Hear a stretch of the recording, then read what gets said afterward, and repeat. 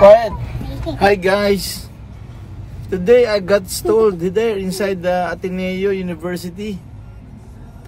The problem is I had to troubleshoot the engine of my car, FJ Cruiser. Wait guys, I'll show you.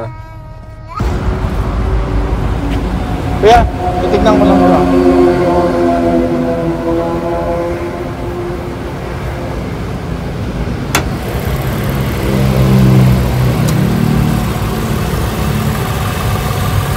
Ito guys, nawala yung lock niya. Nawala yung lock na rito. Lumabas. Tumapon to. Ito pala yung fuel pump niya, tumapon dahil nawala yung lock dito, nabali. So, nag-stop yung engine.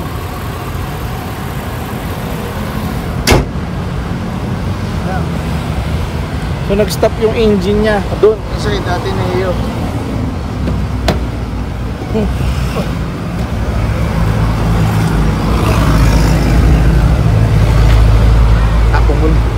Tapunan na dyan. Tapunan. Hindi, tatapon ko lang. Tatapon lang? Oo.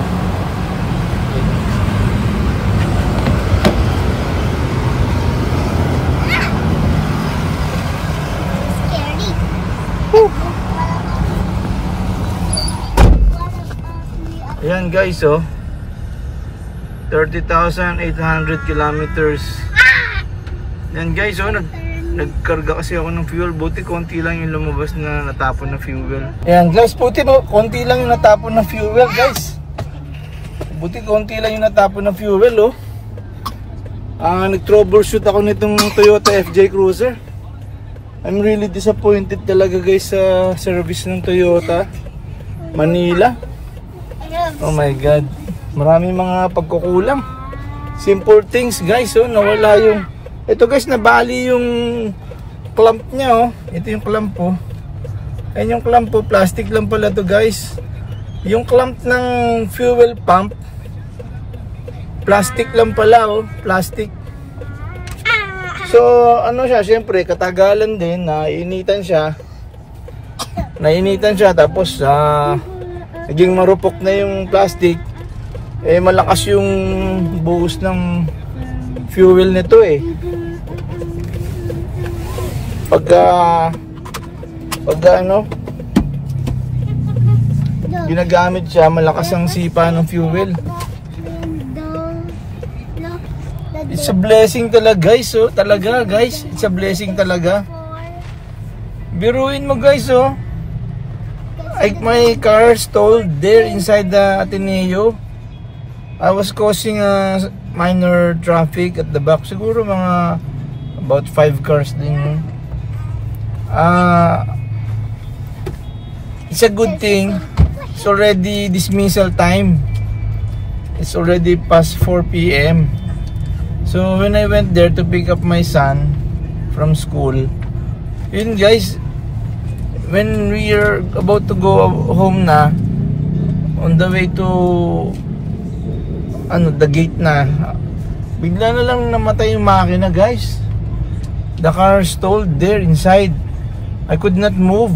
When I check, it smells like gasoline. So I opened the front hood and then I saw the gas coming out from the fuel pump. So yun pala guys, yung lock pala niya at the top, yung hook niya, plastic lang pala yun guys. So ito naputol na, naging marupok na guys, kasi siguro sobrang, siyempre may katagalan na rin itong FJ Cruiser. Rumupok na yung yung plastic. So kailangan talaga guys, kung may mga nakikita kayo mga ganyan, mga plastic na clamp, palitan nyo ng metal. Mabuti na lang guys, may nakita ako maliit na cable tie dun sa may at the back of the headlight. I saw a small cable tie na black. Small lang, mga ganito lang mga about 4 inches cable tie. It's a I think it's a divine intervention guys, that God put the cable tie there. It's an unused cable tie. So I took it, then I tied the fuel pump, the supply pipe to the fuel pump. So guys, isipin mo guys, no, it's just a minor troubleshoot, but your car will stall if you don't know what to do. It's a good thing, oh, everything is provided there by God to me, oh, in the inside the engine. Oh, I was looking for a tire wire, or actually I put an electrical tape first, but I know it will not last because due to the heat, again, it might wear out easily. So I put that electrical tape. Then upon checking on the sides of the other parts of the engine, if there's any other trouble, I saw a piece of the cable tie. Then I use it to tie the fuel pump pipe. So guys, oh my God, thank you Lord for everything. So it's better talaga guys, it's good talaga that we always pray before going out of the house and upon coming home. So we have the protection of the Lord Almighty in our travels.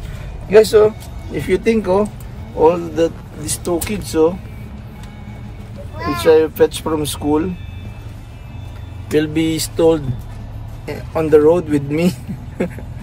Oh my God.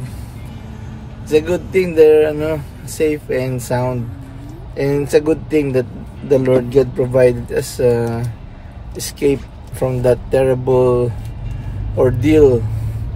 Thank you God, thank you for watching my YouTube channel.